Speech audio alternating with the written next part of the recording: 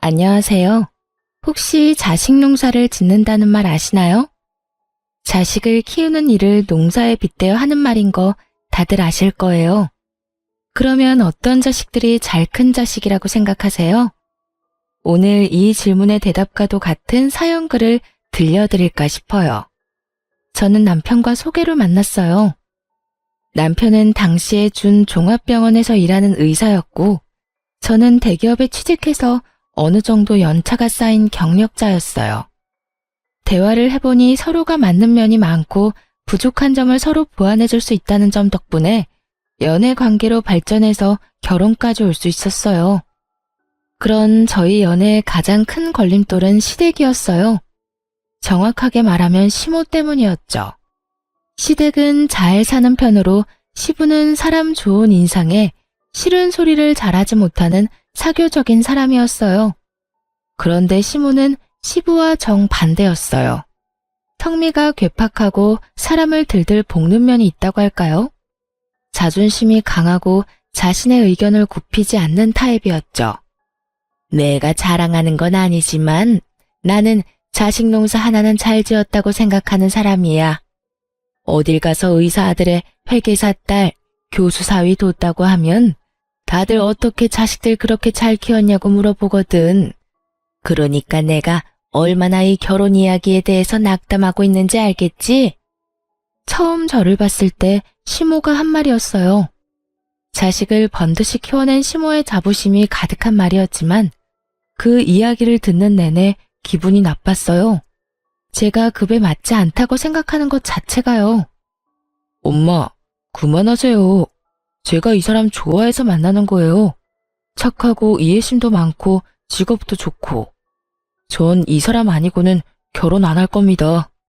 착하고 이해심 많고 직업도 좋은 여자들보다 나는 우리 아들 내조나 잘해줄 좋은 집안 며느리를 원해. 동네에서 장산하는 그런 별 볼 일 없는 집안 자식 말고 내가 그 정도 원하는 게 욕심인 거니? 아들이 의사고 내 딸이 회계사인데 사람들은 수준이 맞는 사람들끼리 어울려야지. 네가 지금은 이렇게 콩깍지 때문에 죽고 못 사네 하겠지만 살아봐라. 내 말 틀린 거 하나 없을 거다. 아가씨가 뭐 하는 사람인지는 모르지만 이미 집안이 우리랑 급이 안 맞아. 결혼 승낙을 맡으러 간 자리에서 들어야 할 말은 아니었죠. 저희 부모님이 들으시면 당장 그만두라고 했을 말들을 들으면서도 저는 남편 하나만 믿고 결혼했어요. 게다가 결혼 허락을 맡으러 오기 1년 전에 아버지가 돌아가시고 유산으로 남긴 제 몫의 7천만 원 중에 이미 5천만 원을 남편이 개원하는 데 빌려줬거든요. 어머니, 저희 부모님은 시골에서 음식점 하시지만 저는 수도권의 큰 대기업의 정규직으로 일해요. 연봉도 많고요. 그리고 저희가 절대로 헤어질 수 없는 이유가 있어요. 이 사람 이번에 개원 준비할 때 제가 돈 빌려줬거든요. 헤어지면 지금 당장 그 돈 돌려줘야 하는데 그러면 개원 미뤄야 할걸요?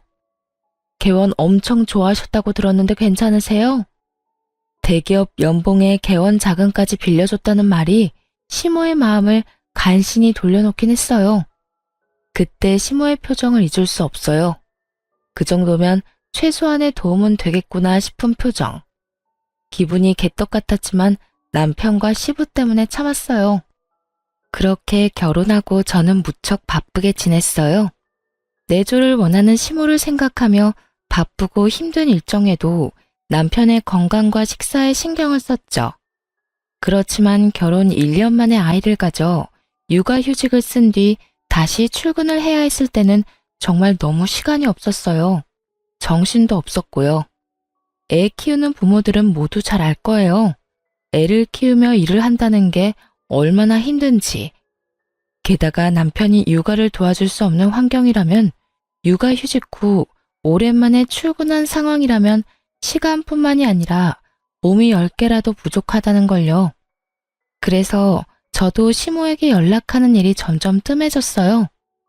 그래도 일주일에 2번은 꼬박꼬박 연락했어요. 한 번은 시부에게, 한 번은 시모에게요. 두 분의 사이가 좋은 게 아니라서 그렇게 따로 연락을 드렸지만 그래도 며느리에게 연락 왔다는 말 정도는 하고 사는 줄 알았거든요. 그런데 시모는 그게 싫었던 모양이었어요. 제 생일에 남편이 양가 가족과 함께 식사를 하고 싶다고 했어요. 솔직히 불편한 마음이 더 컸죠. 사돈은 멀수록 좋다는 말도 있는 데다가 동생이 로스쿨 졸업 후에 변호사 시험을 봤는데 첫 해에 떨어져 버렸거든요. 아마 밖에 나오는 것도 부담스러울 테고 다른 사람 입에 오르내리는 것도 싫을 거라고 생각했거든요.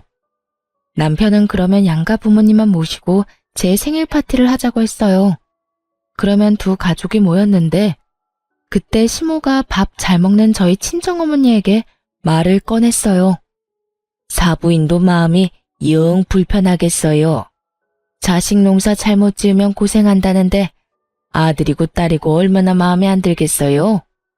아들은 변호사 시험에 떨어지고 딸은 시댁 어른들에게 최소한의 도리도 지키지 못하는 쭉정이고. 참 대단하시네요. 어떻게 그런 쭉정이를 다른 집에다 팔 수가 있어요? 나 같으면 부끄러워서라도 그렇게 못할 텐데. 한순간 숨이 멈춘 것처럼 조용해졌어요. 시모의 발언은 선을 넘어도 한참 넘은 말이었죠. 친정엄마의 얼굴이 새하얗게 질린 데다가 당황스러운 기색이 역력했어요. 저도 그 말 듣고 있다가 너무 놀라 시모에게 큰 소리를 내고 말았어요. 어머님, 그게 무슨 말씀이세요? 내가 틀린 말 했니? 네가 바쁘면 얼마나 바쁘다고 연락을 일주일에 한 번만 해? 어른들이랑 같이 사는 게 아니면 매일 전화하고 한 번 물어야 하는 건 당연한 도리 아니야. 그리고 내가 없는 말 한 것도 아니고 자식 농사 이따위로 지을 바에야 아예 자식을 안 낳는 게 좋지. 어머님, 그게 불만이시면 저한테 말하시면 되잖아요. 꼭 제 생일에 저희 친정 부모님 있는 곳에서 그런 말씀 하셔야겠어요. 그럼 언제 말하니? 네 잘못을 너희 어머니도 알아야 할 것 아니야. 그럼 네가 처음부터 잘하지 그랬어. 제대로 못한 건 너야. 그리고 너 어디서 두 눈 똑바로 뜨고 대드는 거야? 네가 그런다고 내가 무서워할 줄 아니? 시모는 자기 말이 틀림이 없다며 대놓고 저를 저격하며 화를 내기 시작하더군요. 아나무인이라는 말이 딱 맞는 상황이었죠. 저도 시모에게 당하고 있지만은 않았어요. 남을 비난하고 싶으면 적어도 본인에게는 비난받을 일이 없어야 하는 게 당연한 일이죠. 그렇지만 시모도 그리 결백한 사람은 아니었거든요. 어머님, 그러는 어머님은 할머님한테 매일 연락 안 하시잖아요. 제가 매번 할머님한테 전화드리면 할머님이 뭐라 하시는지 모르시죠? 며느리가 면회 한 번, 전화 한 번을 안 한다고 신세 한탄만 하세요. 그런 어머님이 저한테 며느리의 도리라는 걸 가르치신다고요? 제가 시조모를 들먹이자 그제야 시모 입이 뚝 멈추더군요. 시모와 시조모는 사이가 무척 안 좋거든요. 그 때문에 연락도 시부가 한다고 들었으니까요. 그렇게 연락의 중요성을 말씀하시는 분이 그 중요한 걸 안 하면서 저한테만 뭐라 하시는 건 좀 웃기다고 생각하지 않으세요? 그리고 제가 어머님보다야 훨 낫죠. 저는 최소한 일주일에 한 번은 연락하니까요. 1년 365일 연락은 아버님한테만 맡겨놓는 어머님보다는 훨씬 양호한 수준이잖아요. 안 그래요? 뭐? 지금 너 나 가르치는 거니? 나는 지금 너랑 나 사이의 도리를 알려주는 거야. 왜 갑자기 할머니를 끌고 와? 할머니 끌고 오면 네가 이길 줄 알아? 결국 분위기가 과열되자 시부가 중간에 끼어들었어요. 그만해. 당신 잘한 거 하나도 없어. 며느리가 바쁜 거 다 알잖아. 남편 내조하느라 애 혼자 보느라 일까지 하면서 돈까지 벌어주느라 그런 며느리 몸 상한 곳 없나 물어보지는 못할 망정 전화를 안 했다고 이 난리를 피워?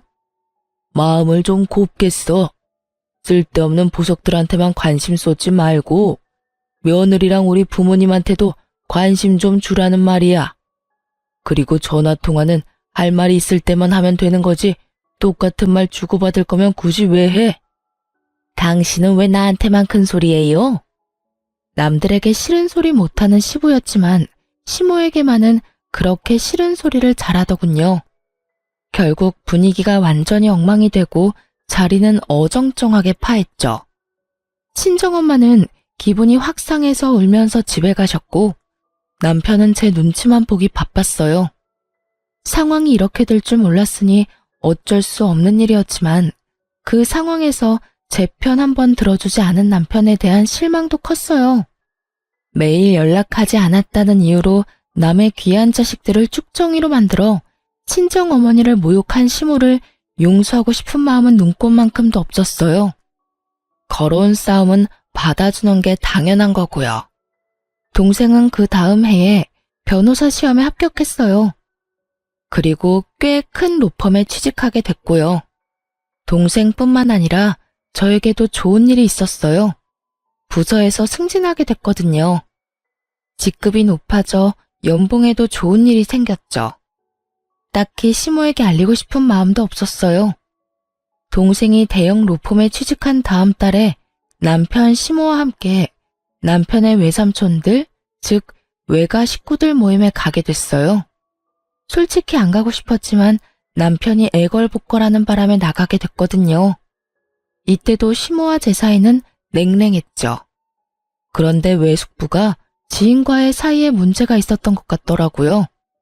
서로 의가 상해서 고소 고발을 하겠다며 법정 다툼을 예고한 상황이었다는데 변호사를 어떻게 구해야 하는지 이야기가 나왔거든요. 여보, 처남한테 이야기 한번 해봐. 이번에 변호사 시험 합격하고 대형 로펌에 들어갔다고 하지 않았어? 들뜬 얼굴로 제게 묻는 남편을 보다가 제가 시모에게 얼굴을 돌렸어요. 시모가 아주 도도하고 당연한 얼굴로 저한테 명령을 했어요. 그래, 사돈 총각한테 이야기해보거라. 오빠, 걱정하지 마. 내가 다 해결해 줄게. 이런 일은 전문가한테 맡기는 게 좋아. 내 인맥이면 해결 못할 게 없지. 저는 어이가 없었죠. 쭉정이라며 자식 농사 제대로 못 지었다고 비아냥거릴 때는 언제고 이제 와서 호언장담하며 소개를 해달라니. 그렇게 해주고 싶은 마음 전혀 없어서 저도 말했죠. 어머님, 죄송한데 이야기 못할 것 같아요. 저번에 어머님이 저희 동생한테 시험도 한 번에 합격 못한 쭉정이라고 욕한 거 동생이 다 전해 들었거든요. 제가 부탁해도 동생이 안 들어줄 확률이 너무 커요. 그리고 어머님도 쭉정이한테 부탁하는 거 무섭지도 않으세요? 저희랑 급이 맞다고 생각하지도 않으시니 변호사는 다른 데서 알아보세요. 저의 빈정거림에 시모의 얼굴이 수치스러움으로 확 일그러졌어요. 너 내가 저번에 그런 말 했다고 그걸 그대로 가서 일러 바쳤니? 도대체 애가 왜 그렇게 입이 싸? 그리고 시어머니가 하라면 해야지 무슨 할 말이 그렇게 많아? 제가 쭉정이라서 그런가 보죠. 어차피 어머님이 지은 농사도 아닌데 어머님 것처럼 여기지 마세요. 자식 농사 잘 지은 아들딸이 변호사는 아니지만 좋은 직업 가지고 있잖아요. 하긴 저한테 나쁜 소리 할 때는 저희 집에 도움 구하게 될 줄 몰랐겠죠? 이쯤 되니 아버님 하신 말씀이 계속 생각나네요. 마음을 좀 곱게 쓰셨으면 제 동생도 도움을 줬을 텐데. 저희 어머니 그날 울면서 집에 가는 바람에 동생이 마음에 맺힌 게 많은 모양이에요. 제 말에 시모가 볼살이 부들부들 떨리도록 저를 째려보더군요. 정말 웃긴 건 제가 시모에게 그런 이야기를 하는데도 아무도 시모 편을 들어주지 않았다는 거예요. 평소에 얼마나 가족들에게 야박하게 굴었는지 알 수 있는 상황이었죠. 솔직히 며느리가 시어머니에게 대드는 모습이 집안 어른들에게는 나쁘게 보일 수밖에 없는 상황인데도 불구하고 사람들의 눈은 모두 시모를 탓하고 있었거든요. 야, 너 정말 사돈한테 그런 식으로 이야기를 했어? 너 정말 어떡하려고 그래? 이 오빠가 얘기하지 않더냐? 사람이 인심이 없고 성미가 괴팍하면 행동거지 말이라도 조심해야 한다고. 너 언젠간 네가 한 행동 고스란히 돌려받을 때가 올 거라고 내가 이야기했지? 어휴, 동네 창피해서 원. 오빠는 누구 편이야? 아니, 급이 맞아야 이야기를 할 거 아니야, 급이. 솔직히 우리 집안에 대볼 수 있는 집안이기나 해. 시골에서 장사하는 사람들. 나는 우리 아들이 이런 애보다 더 좋은 며느리 데려올 수 있을 거라고 생각했어. 그래서 내가 그런 말 한 거지. 그리고 틀린 말도 아니잖아. 며느리 꼴랑 대기업 다니는 거 가지고 그거 아무나 다 다녀. 뭐 그렇게 내세울 거 있다고? 대기업을 누가 아무나 다녀? 너 진짜 그 콧대가 한도 끝도 없이 높아져서 어떡하려고 그러냐? 애들 일이고 이미 결혼했어. 그러면 너도 마음 놓고 후덕한 시어머니 노릇을 해야지. 아우 시끄러워. 잔소리 좀 그만해요. 너희들 볼일 끝났으니까 집으로 돌아가. 시모가 영 그 자리에 있기 불편했는지 저희 보고 나가라고 하더군요. 저보다 시모가 더 불편한 자리였던 것 같더라고요. 그렇게 시모와 헤어지고는 더 이상 연락을 하지 않았어요. 남편에게 단단히 일렀거든요. 시부가 하는 것처럼 앞으로 시어머니와의 대화는 남편이 무조건 책임지고 하라고요. 남편은 제 눈치를 보며 알겠다고 고개를 끄덕였어요. 솔직히 남편 탓이 아니라는 걸 알지만 그래도 실망스러운 건 어쩔 수 없잖아요. 저와 친정 편을 들어주지는 못해도 시모를 말려줄 수는 있을 텐데 그것마저 못하는 남편을 믿고 있을 수만은 없더라고요. 어쨌든 외가 가족들 앞에서 못된 시어머니로 찍힌 시모는 더 이상 저한테 연락을 강요하지는 않았어요. 솔직히 마음은 편했죠. 이렇게 평생 얼굴 안 보고 살면 좋았을 텐데. 그런데 딱히 인생이라는 게 제 마음대로 되지는 않는 거더라고요. 저희의 문제가 아닌 다른 문제로 시모와 다시 연락하게 될 상황이 발생했죠. 저희 결혼 6년 차에 시모가 시부의 내연녀에 대해 알게 됐거든요. 사실 징후가 없었던 건 아니었어요. 시부는 사람 좋은 모습을 하고 있지만 유독 시모에게만은 하고 싶은 말 다 하면서 짜증내는 면이 있었거든요. 신경질적이고 사람을 아래로 보는 그런 시모의 행동이 사람 좋고 둥글게 사는 시부에게는 좋게 보이지 않았던 거라고 생각해요. 그래서 두 분이 싸우는 일이 잦았던 거죠. 솔직히 며느리로 있으면서 두 사람이 서로 크게 간섭하지 않는다는 느낌을 받았거든요. 그리고 시부의 마음이 이해가 안 가는 것도 아니었으니까요. 저도 시모에게 당해본 일이 있으니까 두 사람 사이가 나쁘더라도 그러려니 했죠. 그런데 시부가 다른 여자와 사귀고 있던 걸 시모가 알게 됐어요. 알게 된 계기는 심플하면서도 충격적이었죠. 시모가 자주 연락하는 보험 설계사가 있어요. 그 사람을 시모가 자신의 중학교 동창한테 소개시켜줬거든요. 그런데 그 보험 설계사가 시모에게 폭탄 같은 소식을 전한 거였어요. 바로 그 동창의 생일날 고급 호텔의 비싼 명품 주얼리까지 애인에게 선물 받았다는 걸 알려줬거든요. 저희 시모는 딱 두 가지 좋아하는 게 있었어요. 바로 농사를 잘 지은 자기 자식들과 반짝거리는 주얼리요. 다이아몬드, 루비, 사파이어, 금. 반짝이라는 것이라면 종류를 불문하고 사모으기 바빴던 사람이니까요.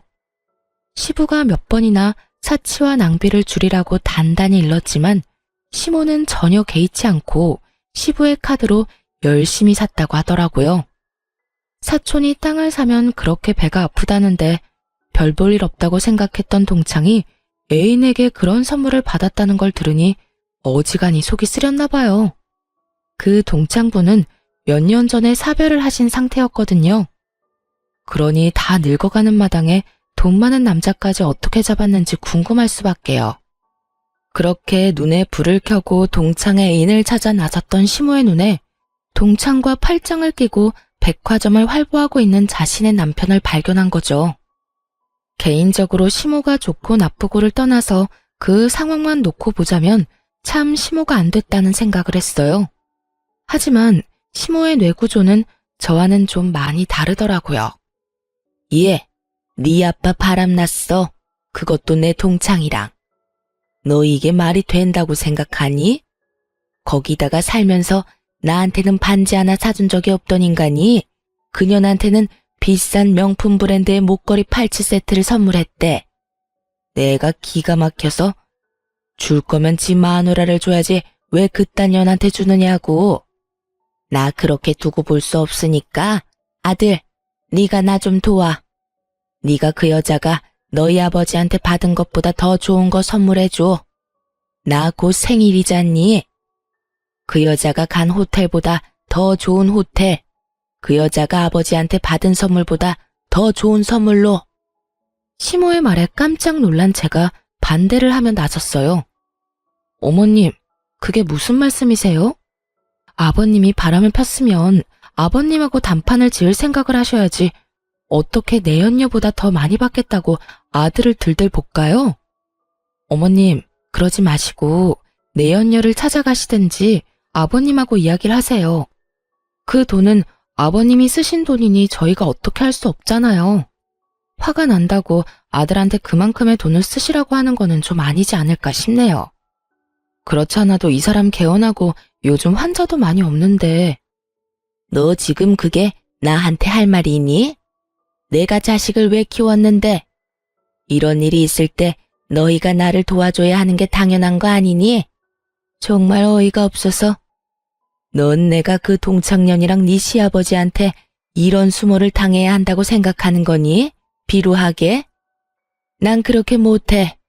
내가 왜 그렇게 살아? 난 그년이 받은 것보다 더 많이 받을 거야. 남편이 주든 아들이 주든 누가 주든 뭔 상관이야? 내가 그년보다 돋보이면 될 일인데.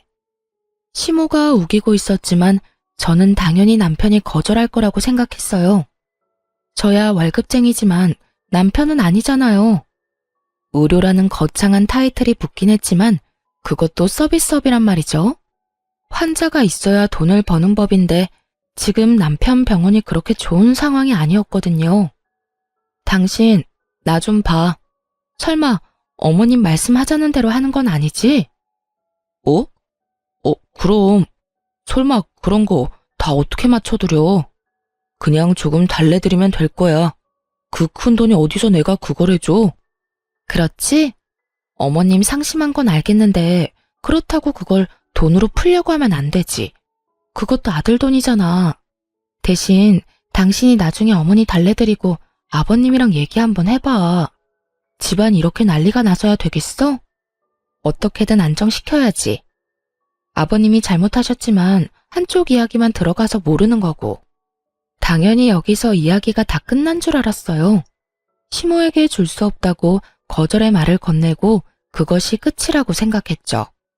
그런데 시모 생일이 지난 다음 날, 시모가 카톡 프로필 사진에 엄청나게 화려한 생일 파티 사진을 올렸더라고요. 활짝 웃고 있는 시모가 몸에 걸치고 있던 장신구들은 아무것도 모르는 제가 봐도 엄청나게 비싸 보이는 물건들이었어요. 놀란 제가 남편에게 전화를 했어요. 어머님 카톡에 올라온 사진 봤어? 그거 뭐야? 혹시 당신이 해드린 거야? 그거 그렇게 비싼 건 아니야. 엄마가 울면서 나한테 매달리잖아. 그래서 내가 해드렸어. 당신이 무슨 돈이 있어서? 당신이랑 같이 모은 돈 있잖아. 야, 그게 어떻게 같이 모은 돈이야? 그거 우리 아버지 유산 남은 거잖아. 미친 거 아니야? 그 돈이 어떤 돈인데 그 돈을 써? 벌써 쓴 걸 어떡해? 그리고 넌 우리 엄마한테 그 돈 쓰는 게 그렇게 아까워? 엄마 울고불고 아버지한테 배신당해서 힘든데 그거 하나 못 해주냐고. 이게 어디 헛소리야? 돈 쓰고 싶으면 네 돈을 써야지. 그리고 막말로 아버님이 바람 피워서 힘드신 거야? 아니잖아. 아버지 내연녀가 비싼 거 받으니까 그것 때문에 화나신 거지. 하긴 누가 뭐 때문에 화내든 내 알 바 아니지. 돈 다시 돌려놔. 안 돌려주면 나 절대로 가만히 있진 않을 거야. 한 달 내로 통장 잔고 원상복구 해놔. 제 명의로 된 통장에서 돈을 어떻게 뺀 건지 알고 나서부터는 이혼을 해야 하나 심각히 고민하게 됐어요. 제가 자는 동안 지문으로 제 폰 열고 들어가서 이체시켰더라고요. 이틀에 걸쳐서. 이체 내역 문자로 날아온 거는 다 삭제시키는 치밀함까지. 부부 사이라도 범죄는 범죄잖아요. 그런데 더 웃긴 일이 생겼어요. 제게 사과 한 번 안 하던 남편 놈이 시모와 함께 제 눈치를 살살 보며 저를 찾아왔더군요. 그러고는 저를 부엌으로 슬쩍 데리고 가더니 말하더라고요. 여보, 나 당신한테 할 이야기가 있는데. 2천만 원 못 갚겠다는 이야기 할 거면 나가. 그게 아니고 돈 좀 빌려줄 수 있을까? 뭐? 무슨 돈? 나한테서 가져간 돈 말고 또 빌려달라고? 엄마가 내 카드로 쇼핑을 좀 했는데 갚을 수가 없어서. 얼마나? 어머님한테 카드는 왜 줬어? 아버지가 카드 끊는 바람에 내 거 줬지. 1,000만 원은 필요한데. 미쳤어? 꽥 소리 지르는 통에 시모가 부엌 쪽으로 오더군요. 여태껏 시모 얼굴이 좋았던 적은 없지만 그날은 정말 뺨이라도 갈기고 싶을 만큼 보기 싫은 얼굴이었어요. 너 우리 아들한테 이게 무슨 짓이야? 미쳤냐니? 내가 우리 아들 얼마나 애지중지 키웠는지 몰라? 그리고 너는 돈도 잘 번다는 애가 이 정도로 돈도 못 갚아줘? 언제는 나더러 대단한 인재인 것처럼 말하더니 너도 별 볼 일 없는 애였네. 어머님, 지금 이 사람이 갖다 쓴 돈이 얼마인지 알고는 있으세요? 저번에 호텔이랑 장신구들 산 돈도 남편 돈이 아니라 제 돈이었어요. 그런데 이번에 또 돈을 빌려달라고요? 전 그렇게 못해요. 저희 아버지 유산으로 받았던 2천만 원 갚기 전까지는 아무것도 못해줘요. 아이고, 그래서 우리 아들이랑 헤어지기라도 하게? 차라리 잘 됐네. 그래, 응? 네가 감히 의사 남편을 어디 가서 만나겠어? 우리 아들이 너 불쌍하게 생각해서 만나준 거야. 그런 주제에 뭐가 어쩌고 좋지? 지가 대기업 다닌다고 아주 시어머니를 물로 보나 본데 나도 너 같은 며느리 두고 싶은 마음 눈꼽만큼도 없어. 시모에게 심한 말을 듣고 있는데도 남편 놈은 멀뚱멀뚱 저와 시모를 쳐다보고만 있더군요.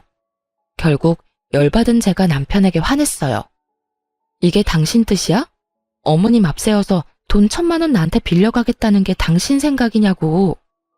내가 자고 있을 때 내 지문으로 몰래 돈 꺼내간 것도 그렇고 내 돈 함부로 사용하는 것도 그렇고 도저히 생각해봐도 답이 안 나와. 혹시 당신 나하고 이혼하고 싶어서 이런 짓 하는 거야? 그러면 계획대로 잘 됐네. 당신이 하는 행동들 이제 이해하기조차 싫으니까 그냥 깔끔하게 이혼해. 여보, 갑자기 이혼이라니. 별일도 아닌 걸로 무슨 이혼이야.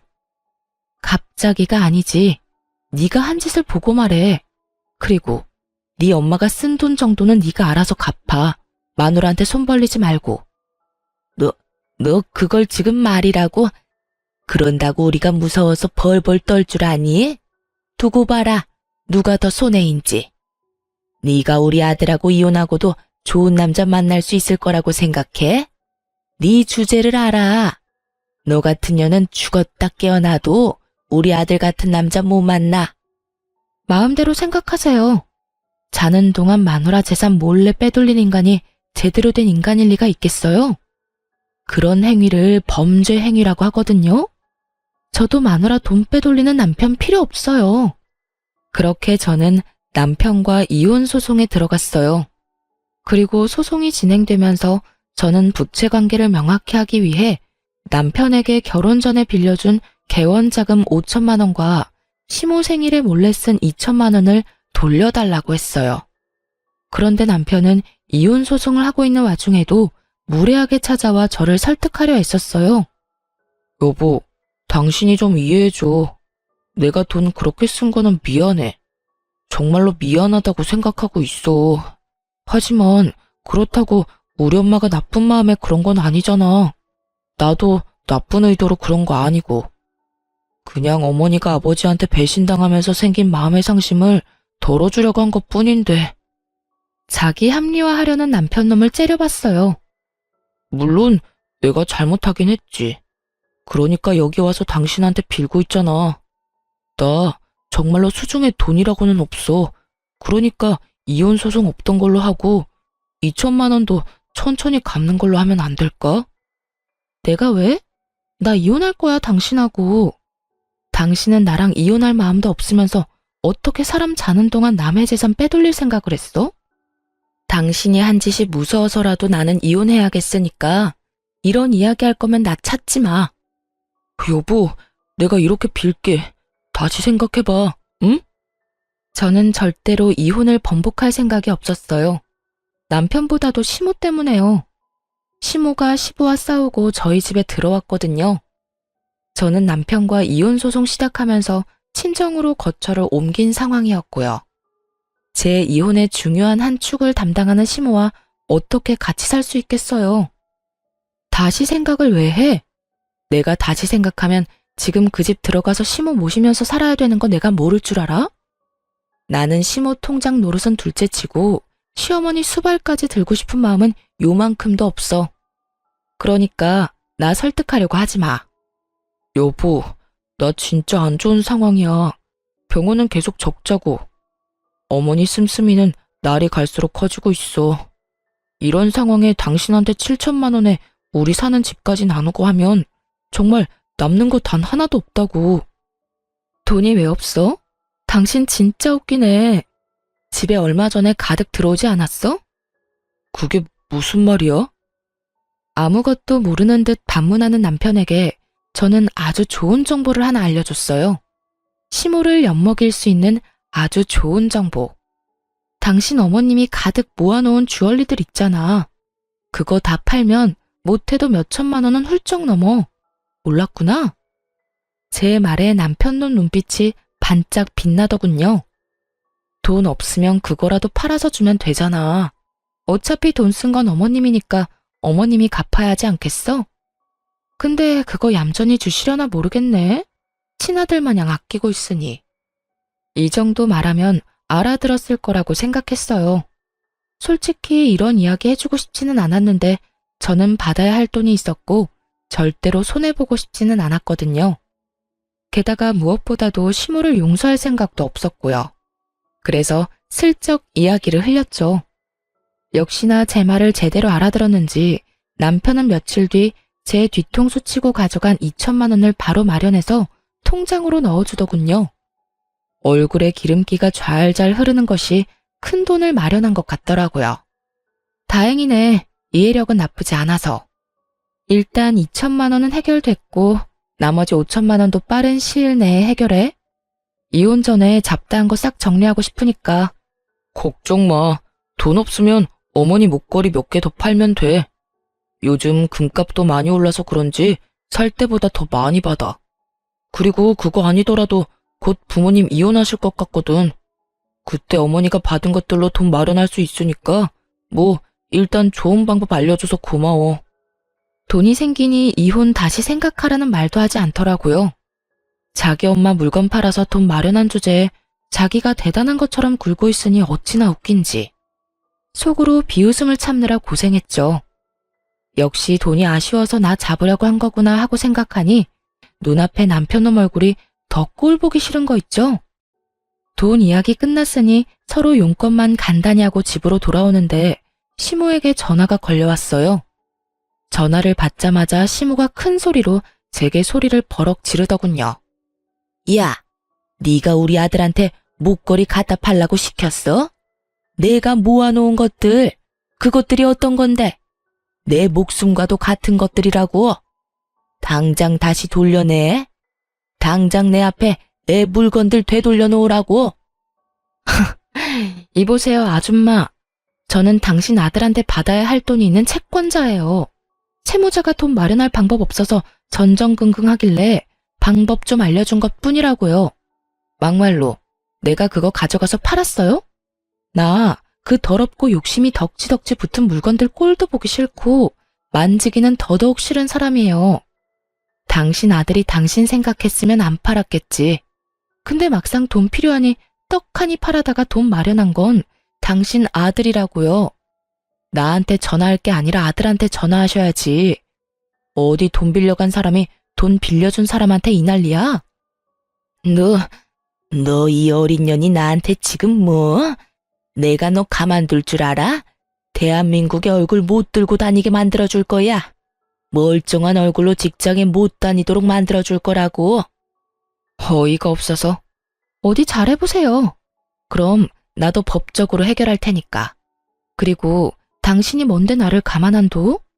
나 막말로 이제 당신 며느리 아니거든? 그런 갑질 하고 싶으면 당신 자식들한테나 해. 그리고 어디 가서 자식 농사 잘 지었다고 말하지 말고요. 자식을 얼마나 잘 키웠으면 엄마가 목숨보다 사랑하는 장신구 갖다 팔아서 돈을 마련하는 아들이 됐을까? 하긴 그 나물에 그 밥이라고. 다 같은 그릇에 담겨 있는데 다를 리가 있을까 싶네요.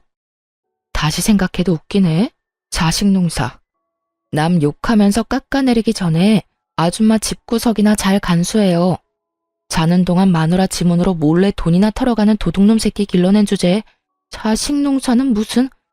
그 집 농사 다 망했네요. 마누라뿐만이 아니라 농부까지 잡아먹으려고 하는 거 보니 제 말에 시모는 곧 넘어갈 것처럼 꺽꺽대며 숨을 크게 몰아쉬더군요. 너 이런 짓 하고도 내가 아주 자기 분노를 이기지 못하고 괴물처럼 괴성을 내지르는 시모의 목소리에 저는 콧방귀나 꼈죠. 그렇게 사자가 달린 직업 가진 자식 자랑하면서 우리 집더러 급이 많니 안 많니 헛소리 짓거리던 시모가 결국 그 자랑스러워하던 자식에게 뒤통수를 거하게 맞았으니 얼마나 웃긴 일이에요. 남의 돈으로 상대방에게 과시하면서 즐거운 시간 보낼 때는 자기도 피해자가 될 거라는 생각은 한 번도 해본 적 없었을 거예요. 그렇지만 남편놈 보세요. 코너에 몰리니 부모고 뭐고 못 알아보고 자식이 돼서 부모가 말도 안 되는 짓 저지르면 말릴 생각을 해야지 거기에 편승해서 후회할 짓을 하는 게 말이 되나요? 어쨌든 저야 돈 받았고 그 다음 5천만 원은 결혼 전에 써둔 차용증이 있으니 받을 수 있을 거라 기대하고 있었어요.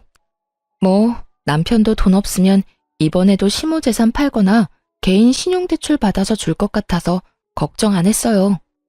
그렇게 남편과 이혼 소송이 끝났어요. 아직 어린아이의 양육권과 친권은 당연히 제가 가져오게 됐고 이 이혼이 시모의 행동과 남편의 손버릇 때문이었으니 제가 위자료를 받게 됐어요. 그런데 제 이혼이 확정된 시기에 시모도 시부와 이혼하게 됐어요. 전 남편이 시모가 받을 재산 분할에 아주 신경을 바짝 쓰고 있더군요. 그거 결정돼서 나오면 저한테 5천만 원과 위자료 주고 깔끔하게 헤어지자고요. 부모 돈을 자기 돈처럼 생각하는 놈을 보니 얼마나 웃기던지. 그런데 희희낙낙 아주 즐거운 시간을 보내던 전 남편이 몇 달 뒤에 그늘이 한껏 드리워진 얼굴로 저를 찾았어요. 그리고는 제 앞에서 또 무릎을 꿇고 빌더라고요. 여보, 돈 조금만 더 늦게 마련해주면 안 될까? 지금 상황이 크게 좋지가 않아서. 그건 당신이 알아서 해야 할 일이지. 돈 갚을 수 있다면서 호언장담할 땐 언제고 이제 와서 이래? 분명히 부모님 이혼하면 돈 생긴다고 하지 않았어? 그런데 갑자기 왜 돈을 못 갚겠다는 건데? 위자료는? 양육비는? 안 되면 분할 납부라도 해. 나도 일이 이렇게 될 줄 몰랐으니까 그러지. 아버지 재산이 좀 있는 데다가 아버지가 바람 피워서 이혼하는 거라 당연히 엄마한테 재산 분할돼서 올 거라고 생각했지. 그걸로 당연히 급한 내 사정부터 해결하려고 했고. 그런데 아버지 재산의 대부분이 없어졌더라고. 상간녀 앞으로 아버지가 벌써 오래전에 옮겨놨던 거야. 게다가 더 웃긴 건 뭔지 알아? 우리 엄마가 아버지 카드로 사들인 주얼리 있지? 그거 귀금속들도 재산 분할 대상에 들어가더라고. 결국 엄마가 가진 귀금속들 때문에 도리어 재산 분할에서 엄마가 불리해지더라고. 그렇게 많이 사모았는지 몰랐어. 그래서 지금 우리 엄마한테 남은 거라고는 지금 사는 집 전세금 일부 정도고 그거라도 남기려면 엄마가 가진 물건들 팔아서 아버지에게 도리어 돈을 더 줘야 할 판이야. 더 환장할 일은 아버지가 이혼 사유로 그 귀금속 사들이는 데 든 돈과 엄마 낭비벽을 콕 집어 말하는 바람에 위자료도 원하는 만큼 못 받게 됐다는 거야. 남 보기에 부끄러워서 이거 어디 가서 하소연하지도 못해. 솔직하게 말하자면 시부모의 이혼이 시모에게 좋은 방향으로 돌아갈 거라고는 생각 안 했어요. 시부에게 불리한 상황이지만 그만큼 시모의 낭비벽도 대단했으니까요. 그래서 처음부터 남편 계획대로 될 것 같지는 않더라고요. 그런데 머리를 쥐어뜯으며 짜증을 삭이며 말하는 전 남편을 보니 솔직히 어이가 없더군요. 자기 이혼 위자료와 부채를 해결하려고 시모를 이용하려고 한 놈이 시모가 받을 돈이 많지 않다는 걸 알고서 짜증을 내다니. 그래서 지금 당신 부모님 이혼이 당신 생각대로 되지 않아서 내 돈을 못 갚겠다는 이야기야? 당신이나 당신 어머니나 똑같네? 당신이 쓴 돈이야. 그럼 당신이 갚아야지. 그걸 어머니 재산에서 빼내려고 하는 거 보니 참 기도 안 차네. 어머니 돈이 당신 돈이라고 생각하는 건 아니지? 당신 어머님도 이런 자식 두고 어디 가서 자식 농사 잘 지었다고 말하기 곤란하겠네. 나 같으면 엄마 낭비벽부터 잡을 거야. 어차피 당신 어머님이랑 지낼 거 아니야? 두 눈 뜨고 코 베이지 말고. 어머님이 당신 사정 봐주는 줄 알아? 당신이 어머님 사정 안 봐주는 것처럼 어머님도 똑같은 생각할 거라고는 생각 안 해봤어? 어머님이 무슨 생각하는지 내 눈에는 이렇게 훤한데. 분명히 이혼해서 졌다고 생각하고 있겠지. 그러면 어떻게 될 것 같아? 나라면 전처한테 와서 애언을 할 게 아니라 너네 엄마 고삐부터 쪼아댈 거야. 분명히 그 내연녀한테 졌다고 생각하고 또 엄청난 사치 낭비하면서 다른 사람들한테 과시하려고 할 테니까. 당신은 자식이면서 그런 것도 몰라? 제 말을 들은 남편이 푹 숙이고 있던 얼굴을 번쩍 들더군요. 그 눈빛에 고인 불안함을 보니 본인도 감이 온 것 같더라고요. 내연녀가 생일에 고급 호텔에 비싼 주얼리를 받았다는 이유로 아들을 들들 볶아서 2천만 원을 개어내게 만드는 엄마인데 이혼해서 졌는데 가만히 있겠어요? 절대로 가만히 있을 위인이 아니죠. 거기까지 생각이 미쳤는지 그제야 전 남편은 제게 인사도 없이 헐레벌떡 뛰어가더군요. 저런 인간이 어떻게 의사가 됐는진 모르겠지만 이거 하나는 확실했어요. 시어머니가 자식 농사는 참 조져놨다는 거요. 그러고서는 얼마 안 돼서 남편이 저한테 5천만 원을 보냈더군요. 어떻게 이렇게 빨리 돈을 마련해 봤더니 돈도 안 되고 적자만 나던 병원을 팔았더라고요. 동네 자그마한 의원이긴 하지만 그래도 개원이라는 걸 소중하게 생각하던 남편이었는데 병원을 팔았다니 이제야 정신이 든 건가 싶기도 했죠. 개원이 포기하고 월급 받는 페이닥터로 일하고 있더라고요. 그리고 들려오는 이야기를 들어보니 시모의 고삐를 꽉 쥐고 있다고 하더라고요. 그 뒤로 시모가 낭비를 하거나 돈을 썼다는 이야기를 들어보지 못한 걸 보면 시모 숨통을 제대로 쥐고 있는 게 틀림없어 보였어요. 그러게 처음부터 정신 차리고 시모한테 안이 돌렸으면, 아니 시모한테 동조하지 않았더라도 이렇게 마누라랑 이혼하고 병원까지 팔 일이 있었겠냐고요. 그렇게 저와 남편의 이혼한 지 1년이 훌쩍 넘던 어느 날 전 시모가 저희 친정집에 왔다는 전화에 친정으로 급히 갔어요. 엄마를 붙들고 다짜고짜 저를 찾았다고 하더라고요.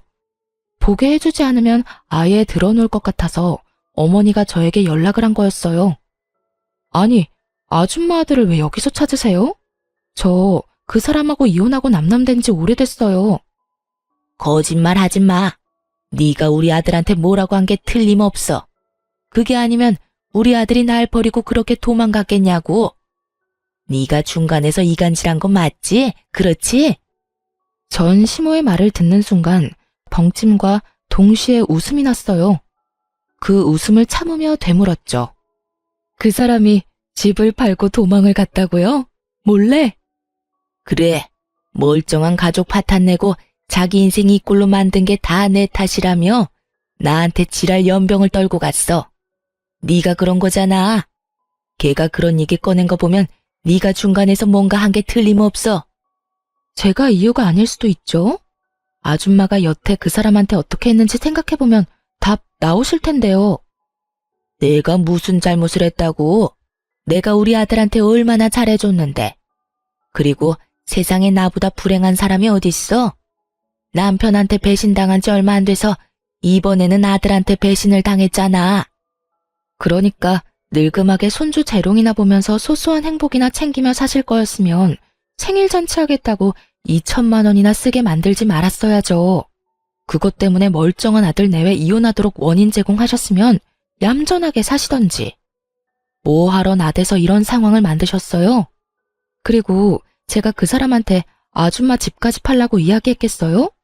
아니, 이야기를 했다고 쳐도 아들이 그렇게 효자고 어머니 위하는 자식이면 이야기 듣자마자 그게 무슨 소리냐고 화내고 절대 그런 일 벌어지지 않도록 조심했겠죠. 그런 이야기 한 적도 없는데 아줌마 몰래 집 팔고 도망간 자식을 탓해야지. 왜 여기까지 와서 애꿎은 저희 가족을 괴롭혀요? 이게 너 말 다 했어? 네가 지금 우리 아들이랑 이혼했다고 눈에 뵈는 게 없지? 전 시모가 제 머리끄덩이를 잡으려는 걸 저희 어머니가 말리며 전 시모를 강하게 떼어냈어요. 이 늙은이가 어디 와서 남의 귀한 딸한테 손을 대? 이제 우리는 그 짝이랑 영 상관없는 사람들이야. 내가 그쪽으로는 얼굴도 돌리기 싫은 사람이니까. 우리 딸 결혼하고 딸한테 그 수모를 주고도 딸 자식 마음 생각해서 아무 말 안 하고 참았는데 이제는 나도 한마디 해야겠네. 자식 농사 잘 지어서 좋겠소. 얼마나 농사를 잘 지었으면 자식 놈이 엄마 버리고 도망을 가? 지도 보니까 제 어미가 사람답게 살 것처럼 안 보였으니 버렸겠지. 자식 놈한테 빌부터 쓰잘데기 없이 돈이나 펑펑 쓰면서 자식 등골 빨아쳐먹는 어미나 그런 어미 몰래 집 팔고 폐물 팔아서 도망가는 아들이나 아주 똑같은 것들이야. 우리 딸이 이혼한 건 하늘이 도우신 일이야. 그러니 여기까지 와서 헛짓거리하지 말고 도망간 자식이나 열심히 찾아다녀 이 여편네야. 친정어머니는 그간 당했던 수모를 폭탄처럼 되돌려줬어요. 전 시모는 친정엄마의 말을 들으면서 입만 벙긋거리며 말도 제대로 못하더군요. 그렇게 내쫓으니 더 이상 저희에게 연락조차 하지 않더군요. 들리는 이야기로는 전 시모가 결국 전세금까지 다 아들에게 뺏기고 가지고 있던 폐물도 아들이 다 팔아버리는 바람에 땡전 한 푼 없이 신우한테 도움을 구하러 갔다고 해요. 그런데 신우가 그런 시모를 곱게 볼 리는 없죠. 아버지랑 이혼하면서 재산 찢어진 것도 화가 날 일인데 그나마 분할받은 재산도 지키지 못하고 아들한테 다 갖다 바쳤다면서 왜 자기한테는 돈 한 푼 물려주지 않았냐고 말이죠. 시모가 신우가 힘들어할 때마다 돈을 조금씩 마련해서 줬다는 걸 저도 잘 알고 있었는데 이제와 돈 없고 백 없으니 구박을 하며 못 살게 구는 것이 참 자식들이 왜 저리 컸나 싶더군요. 솔직히 신우 이야기 듣는데 아주 섬뜩하더라고요. 제 자식은 그런 인간들로 키우지는 말아야지 싶었어요. 자식 농사 잘했다며 자랑하던 시모는 결국 신우 집에서도 쫓겨나서 시모의 큰오라버니 집에서 겨우 몸만 의탁하며 지내고 있다고 하더군요. 이혼하고 재혼은 생각하지 않고 있어요. 한동안은 제 이혼 이야기도 하고 싶지 않아서 다른 사람들에게 얼버무렸지만 이제는 그런 상처들도 다 나아서인지 아니면 그 사람들이 그리 좋은 생을 보내고 있지 않아서인지 말하는데 부담이 크게 없어요. 제 사연은 여기서 끝입니다. 읽어주신 분들에게 감사의 마음을 전합니다.